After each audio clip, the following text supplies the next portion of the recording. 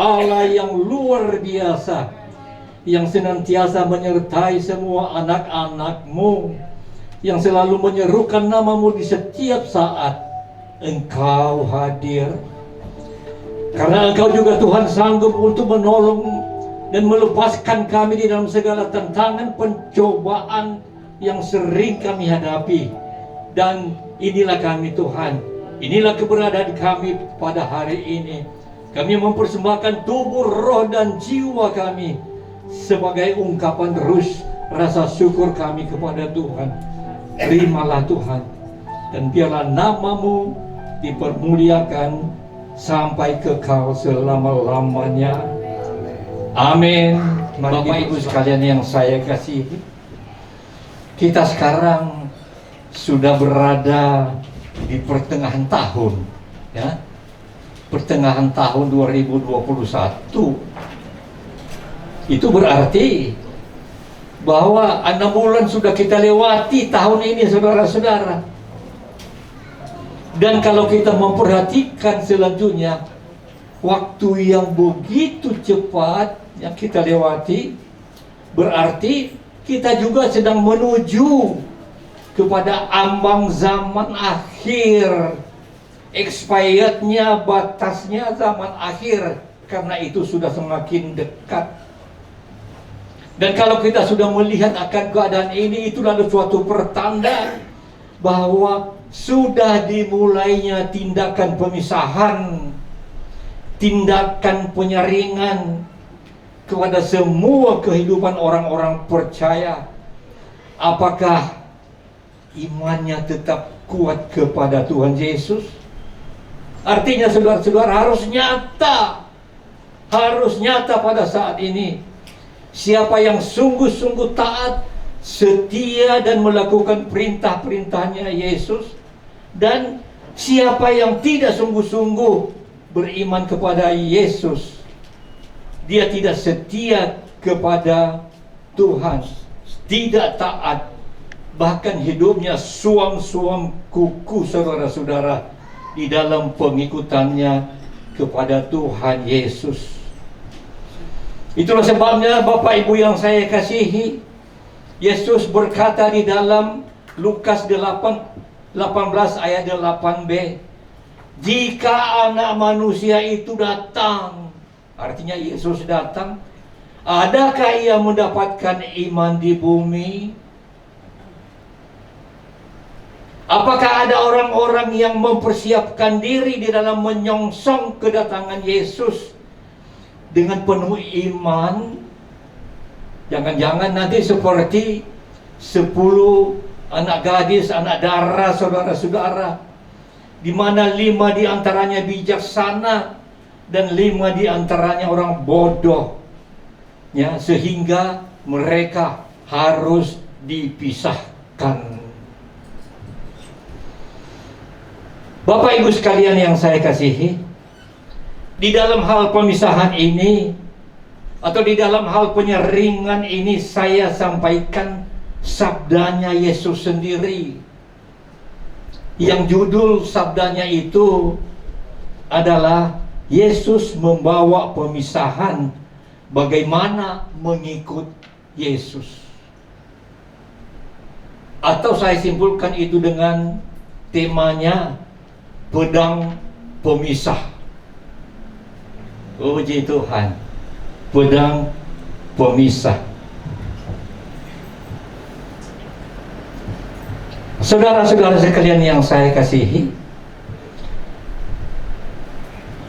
mari kita baca firman Tuhan di pagi hari ini. Terdapat di dalam Injil Matius pasal 10 ayat 34 sampai 39. Kita baca bersama-sama. Ayat 34. Jangan kamu menyangka bahwa aku datang untuk membawa damai di atas bumi. Aku datang bukan untuk membawa damai, melainkan pedang. 35. Sebab aku datang untuk memisahkan orang dari ayahnya, anak perempuan dari ibunya, menantu perempuan dari ibu mertuanya. 36. Dan musuh orang ialah orang-orang seisi rumahnya. 37. Barang siapa mengasihi bapa atau ibunya lebih daripadaku, ia tidak layak bagiku. Dan barang siapa mengasihi anaknya laki-laki atau perempuan lebih daripadaku, ia tidak layak bagiku. 38. Barang siapa tidak memikul salibnya dan mengikut aku, ia tidak layak bagiku. Ayat terakhir 39. Barang siapa mempertahankan nyawanya, ia akan kehilangan nyawanya.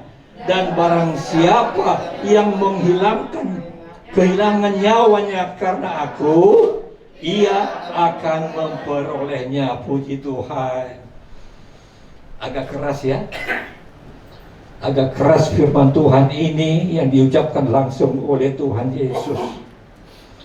Bapak Ibu sekalian yang saya kasihi, banyak orang-orang cepat tersentak, bahkan bingung saudara-saudara, ketika membaca dan mendengar langsung perkataan Yesus ini.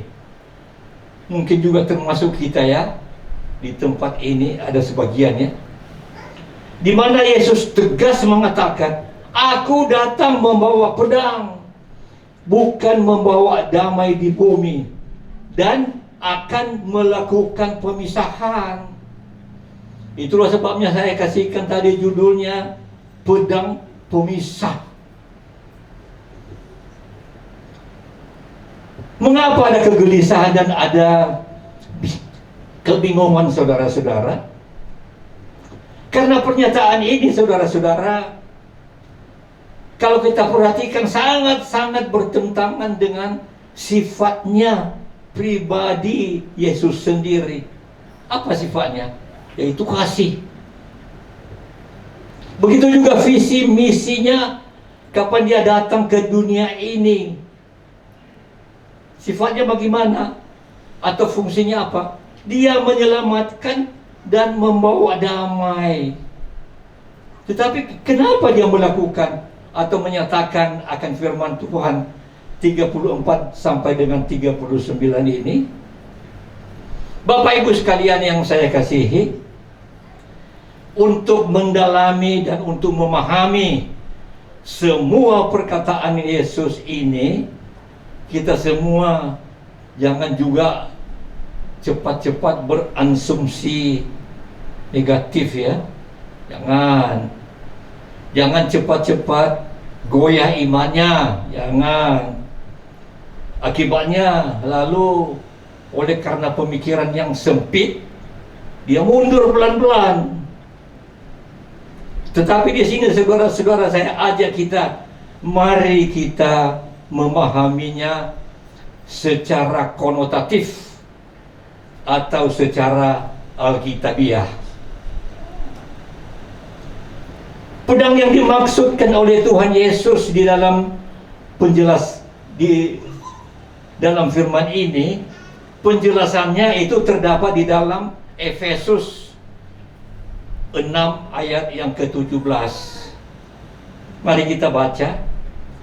Dan terimalah ketopong keselamatan dan pedang roh, yaitu firman Allah. Bukan hanya itu saja saudara-saudara, bahkan ada penjelasan yang lebih mendetail lagi tentang pedang roh ataupun firman Allah ini, mendetail. Itu juga tertulis di dalam Ibrani 4 ayat yang ke-12. Ada 7 fungsi di situ saudara-saudara, detailnya. Ya, mari kita baca. Sebab firman Allah hidup satu dan kuat. Sudah 2 ya. Firman Allah hidup dan kuat. Dan ketiga, lebih tajam dari pedang bermata 2 manapun. Dan keempat, ia menusuk amat dalam, sampai kelima, memisahkan jiwa dan roh, dan keenam sendi-sendi dan sumsum, dan yang terakhir dia sanggup membedakan pertimbangan dan pikiran kita. Luar biasa ya. Itulah fungsi daripada pedang roh yang saya sebutkan tadi, judulnya pedang pemisah. Jadi arti pedang atau firman itu di sini tidak lain adalah firman yang sudah menjadi manusia Yesus. Amin. Dialah itu, saudara-saudara. Itu bisa kita baca di dalam Yohanes 1:14. Misinya Yesus datang ke dunia ini ada 3. Yang pertama, menyelamatkan manusia dari perhambaan dosa. Ya. Yang kedua, membentuk komunitas ilahi. Dan yang ketiga, membawa pemisahan bagi umat kepunyaannya dari manusia-manusia duniawi menjadi manusia rohani. Itu dapat kita simak itu di dalam Yohanes 3 ayat 16 sebagian ya. Apa dibilangnya di situ? Barang siapa yang percaya kepadaku, bukan semua ya, barang siapa yang percaya kepadaku tidak binasa, melainkan beroleh hidup yang kekal. Begitu juga Bapak Ibu sekalian, di dalam membentuk komunitas ilahi dan pemisahan ini harus ada perubahan. Kalau tidak ada perubahan antara ya anak-anak kepunyaan Tuhan dengan anak iblis, wah, sudah parah itu. Iman kita itu suam-suam kuku. Harus ada perubahan, saudara-saudara. Dan itu tertulis di dalam Roma 12 ayat 2. Apa dia bilang? Janganlah kamu serupa dengan dunia ini. Jangan. Tetapi berubahlah oleh pembaharuan budimu, sehingga kamu dapat membedakan manakah kehendak Allah, apa yang baik, yang berkenan kepada Allah, dan yang sempurna. Jadi ada perubahan, saudara-saudara. Kalau tidak ada perubahan, kalau tidak ada perbedaan antara anak-anak Tuhan dengan anak-anak duniawi kepunyaan iblis, saudara-saudara, orang Jawa berkata, sami mawon, bagusan saya hidup menurut kehendak saya sendiri, sama sajanya katanya. Nah itu hati-hati kalau kita mendengar itu ya. Jangan ada di antara kita yang sering saya kasih tahu di mimbar ini menyatakan, jangan kita sebagai umat yang sifatnya kunang-kunang. Tahu kan kunang-kunang? Sebentar cahaya, gelap. Tetapi ingat Bapak Ibu sekalian yang saya kasihi, perhatikanlah akan sikapnya Allah yang disampaikannya di dalam 10 hukum Allah. Apa itu, saudara-saudara? Bahwa Allah itu cemburu adanya. Mengapa dia cemburu, saudara-saudara? Allah itu cemburu bagi orang-orang yang hidup di dalam dosa kekejian. Dia cemburu dia. Kenapa lagi ini? Dia masih hidup di dalam dosa kekejian. Allah itu cemburu bagi orang-orang yang menyembah ilah-ilah lain atau memberhalakan sesuatu di luar daripada Allah sendiri. Bahkan Allah juga sendiri cemburu, sebagaimana bacaan kita tadi di dalam buku Matius 10:35 ayat 39, yang intinya ya, orang yang lebih mengasihi seseorang, perhatikan ini, orang yang lebih mengasihi seseorang, apakah itu bapak, ibunya, anaknya, laki-laki, perempuan, dan juga menentunya, lebih daripada kata Tuhan, ya, aku akan cemburu. Dia tidak layak bagiku. Yang kesemuanya, kecemburuannya itu dia lakukan dengan satu kata. Apa kata itu, saudara-saudara? Jangan, jangan, jangan, jangan.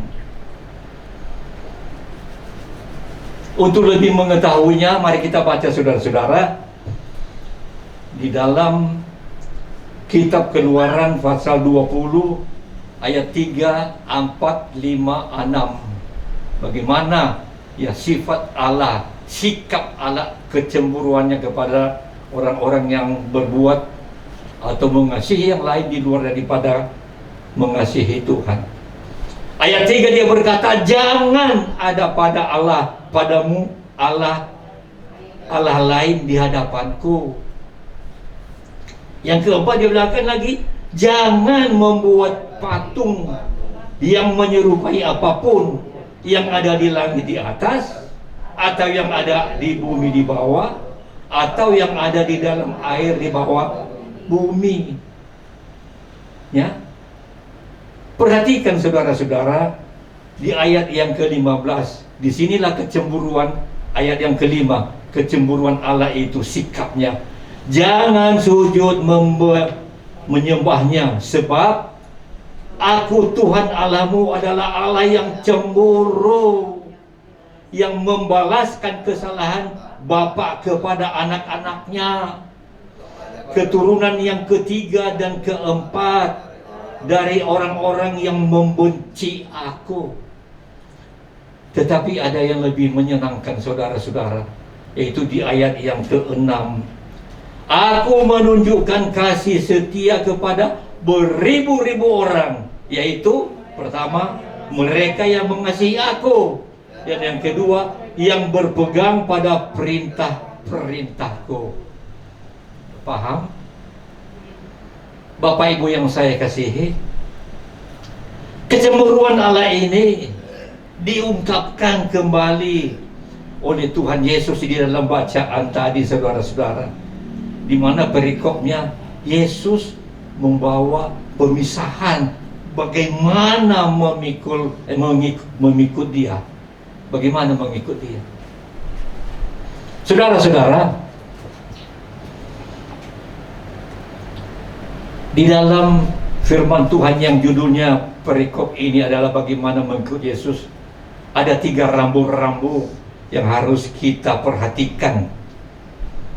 Ya, ada 3 rambu-rambu yang harus kita perhatikan. Yang pertama, saudara-saudara, rambu-rambu yang pertama itu terdapat di dalam ayat 37 tadi. Orang yang lebih mengasihi anggota keluarganya tidak layak bagiku. Mengapa, saudara-saudara? Ya, mengapa? Masa tidak bisa mengasihi anggota keluarga? Karena, saudara-saudara, sasaran utama daripada iblis, apa sasaran utamanya?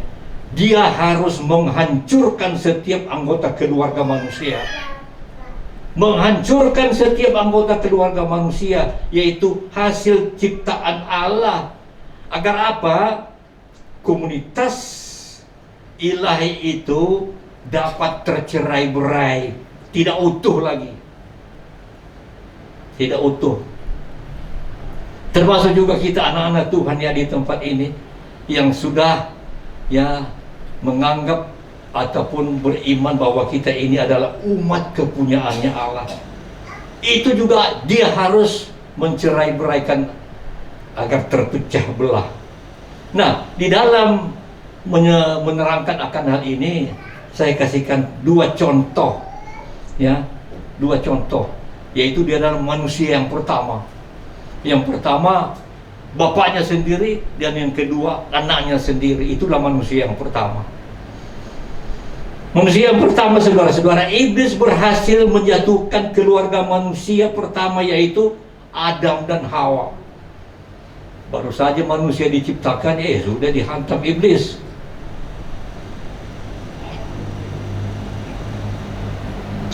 Bapak Ibu sekalian yang saya kasihi, di dalam kelicikannya, iblis memperalat Hawa untuk tidak patuh atau melanggar perintah Allah.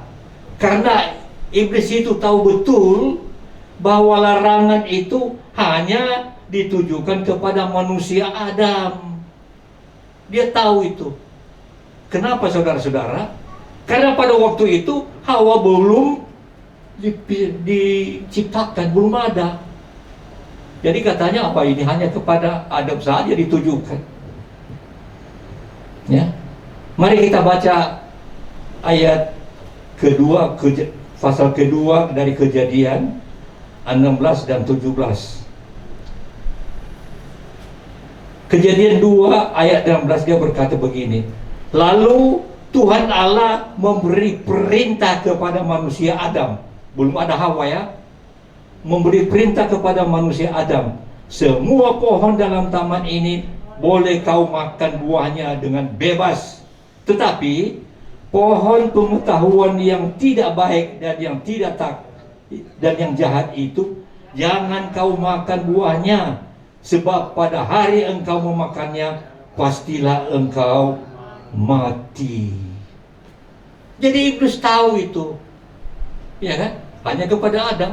Nah sekarang karena si Hawa belum tahu, wah ini kesempatan sama saya ada celah. Nah mari kita lihat saudara-saudara, buktinya bahwa Hawa belum tahu akan perintah larangan itu. Kita baca itu di dalam ayat di bawahnya, yaitu ayat yang ke-18. Tuhan Allah berfirman, tidak baik kalau manusia itu, yaitu Adam, seorang diri saja. Aku akan menjadikan penolong baginya yang sepadan bagi dia. Jadi sesudah perintah itu ada, Hawa tidak tahu sama sekali. Makanya oleh karena ketilikannya, kelicikannya, oh ini ada kesempatan, ini ada celah. Malah dia masuklah kepada Hawa itu. Inilah celah saudara-saudara yang dipakai iblis. Dengan liciknya iblis tahu bahwa manusia Adam belum sempat menyampaikan perintah larangan itu, ya kan? Dan ternyata bagaimana? Berhasil. Pada waktu berhasil itu apa dibilangkan Tuhan? Hei Adam, di manakah engkau? Ya saya takut karena kami bersembunyi. Kenapa takut? Apakah kamu sudah makan? Mulai di situ berdalih-dalih. Dikasih tahu, ini Hawa ini yang Tuhan memberikan kepada Dia yang memberikan. Ya. Lalu ditanyakan, kenapa Hawa? Bukan saya, ini iblis ini. Nah di situ hati-hati saudara-saudara. Ya. Celah yang sedikit saja iblis masuk. Ya. Apakah melalui keluarga apa dan sebagainya. Hati-hati di dalam hal ini saudara-saudara. Nah, Bapak Ibu sekalian yang saya kasihi, sekarang kita masuk contoh yang kedua, yang tidak lain adalah di dalam keluarga Adam itu sendiri. Iblis juga berhasil menghasut Kain untuk membunuh Habel. Berhasil dia. Kenapa saudara-saudara? Karena iblis itu tahu benar saudara-saudara, bahwa korban persembahan yang berkenan kepada Allah adalah harus mengorbankan binatang dengan ada penumpahan darah yang tidak bercacat celah. Jadi pada waktu itu belum mereka tahu di dalam hal ini. Lalu masing-masing mereka mempersembahkan.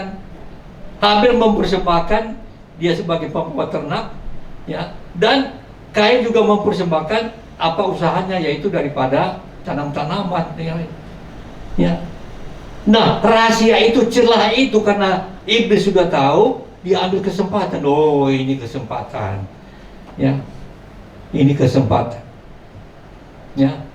Jadi oleh sebab itu saudara-saudara, bagaimana hasilnya nanti? Ya, hasilnya adalah berhasil. Oleh karena kecemburuan itu, oleh karena pengorbanan, korban bakaran daripada Habel itu diterima Tuhan karena tegak lurus ke atas, tetapi korban bakaran daripada kain itu tidak sampai ke atas, merata melebar ke sana kemari. Ya. Bapak Ibu sekalian saya kasihi, persembahan korban bakaran yang berkenan kepada Allah itu baru muncul di zamannya Nuh.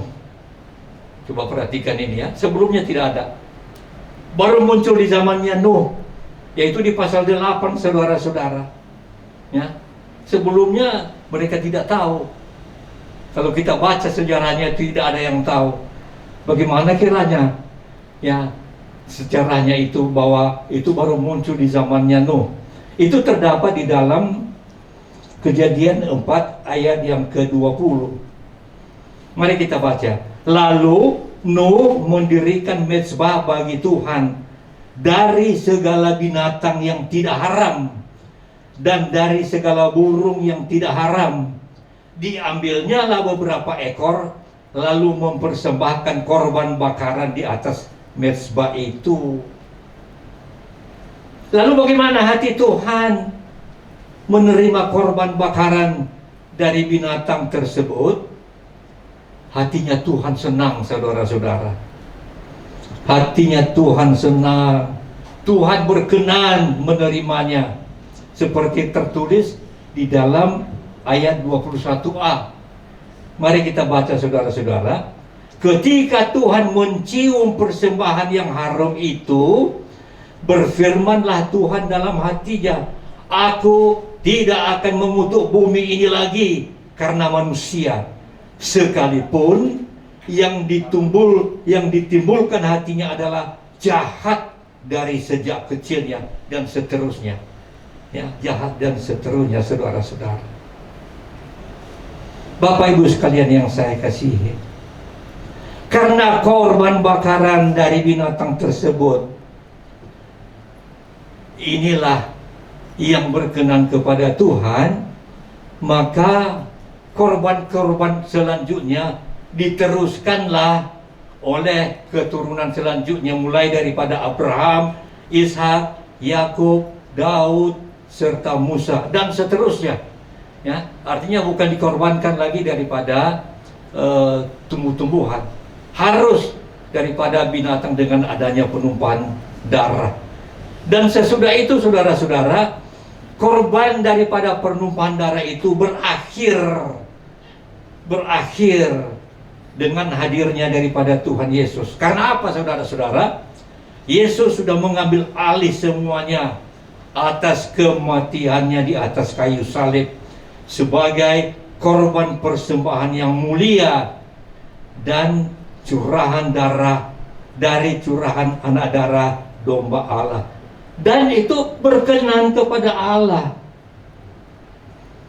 Nah, Bapak Ibu sekalian, karena iblis tahu benar bahwa korban bakaran daripada Kain itu tidak bakalan diterima Allah, maka celah inilah yang dipakai iblis. Dan akhirnya bagaimana? Berhasil. Kain membunuh adiknya Habel. Jadi dua contoh ini, saudara-saudara, Hawa dengan Kain. Nah, kenapa saya tampilkan ini? Hati-hati, saudara-saudara.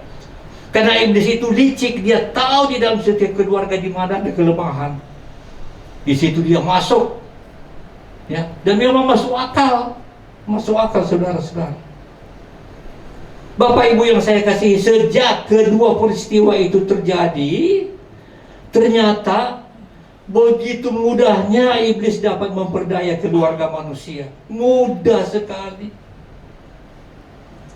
Iblis menghancurkan keluarga walaupun sudah di dalam komunitasnya Allah. Termasuk kita hari ini, hati-hati. Apakah itu dalam keluarga pribadi ataupun dalam komunitas umat kepunyaan Allah, saudara-saudara. Kita diingatkan hati-hati. Penyebabnya apa? Ya, ayat yang ke-37 tadi. Karena orang-orang lebih mengasihi anggota keluarganya lebih daripada Allah. Apa dia kasih tahu? Ia tidak layak bagiku, harus dipisahkan. Kalau ada di antara keluarga kita ada di antara keluarga kita yang sudah jatuh ke dalam dosa, tetapi tidak berani kita untuk menegurnya, apalagi membuat dia sampai bertobat. Bahkan dia tetap kita rangkul karena kita begitu sayang, kasih kepada dia, saudara-saudara, tanpa berbuat apa-apa, dengan alasan barangkali ya dia kan sudah termasuk keluarga kita tersayang, atau mungkin ada alasan bagaimana saya mau kasih tahu, nanti dia marah kepada saya. Ya udah, kita biarkan saja. Akibatnya saudara-saudara, dosanya tertular kepada kita, lalu kita menjadi pendosa. Apa yang terjadi belakangan ini, saudara-saudara, yang ada di TV ataupun di surat kabar media, di situ ditayangkan bahwa ada di antara satu keluarga, ini sudah terjadi, yang kiranya dia mengkonsumsi narkoba, pengedar lagi. Lalu orang tuanya tidak berani untuk menegur, apakah takut atau bagaimana.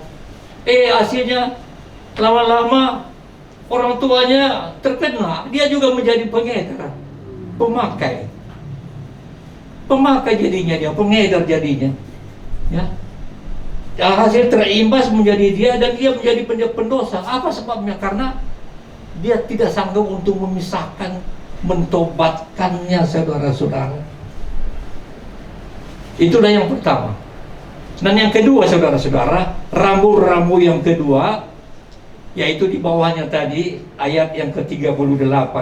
Hanya orang-orang yang memikul salibnya, dialah yang layak bagi Tuhan. Hanya orang-orang yang memikul salibnya, dialah yang layak bagi Tuhan.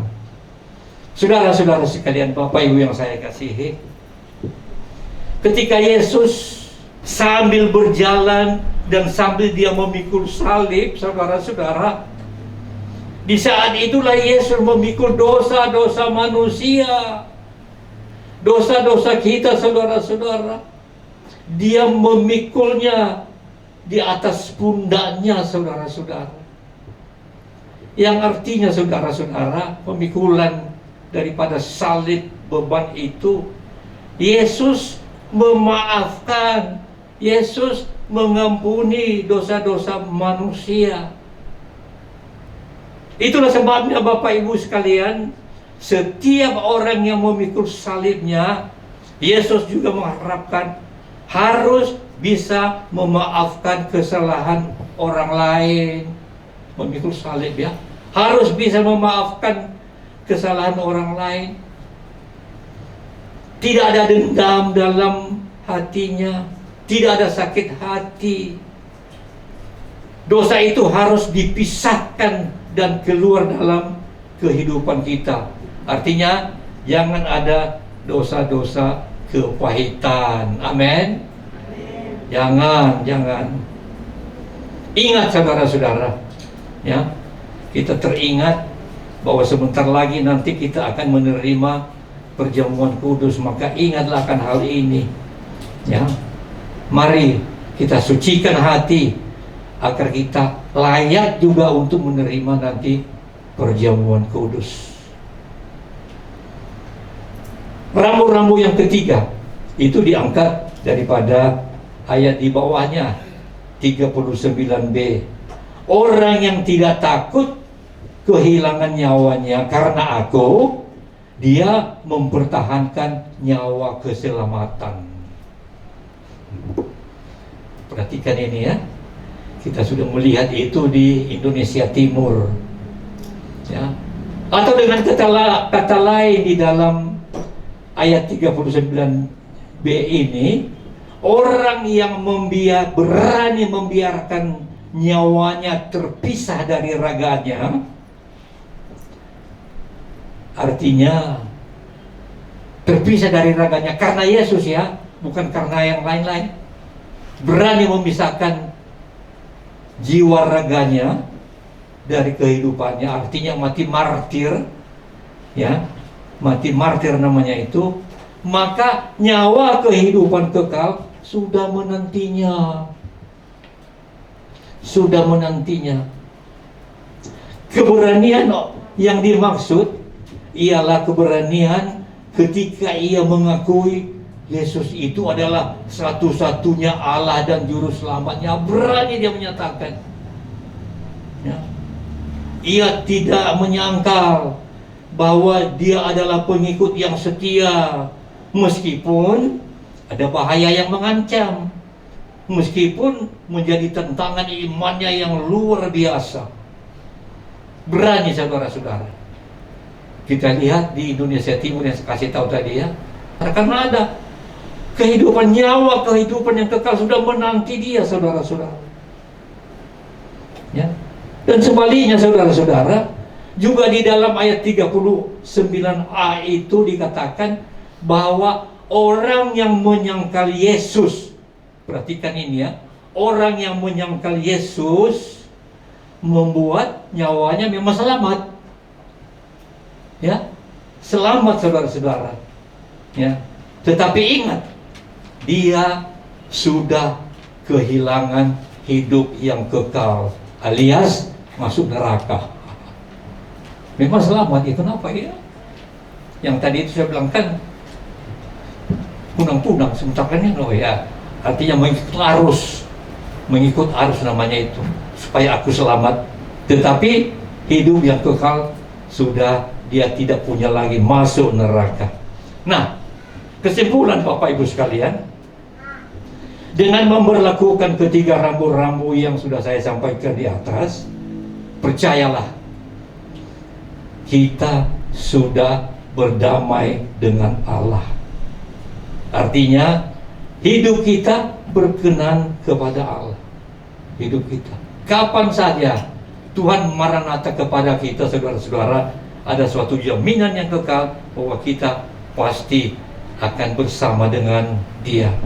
Sebaliknya, jika kita melanggarnya, itu berarti kita tetap bermusuhan dengan Allah.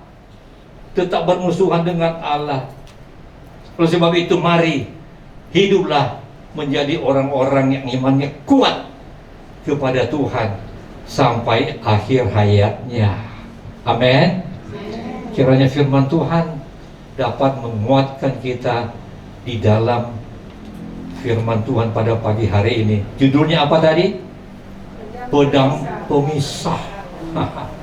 Pedang pemisah.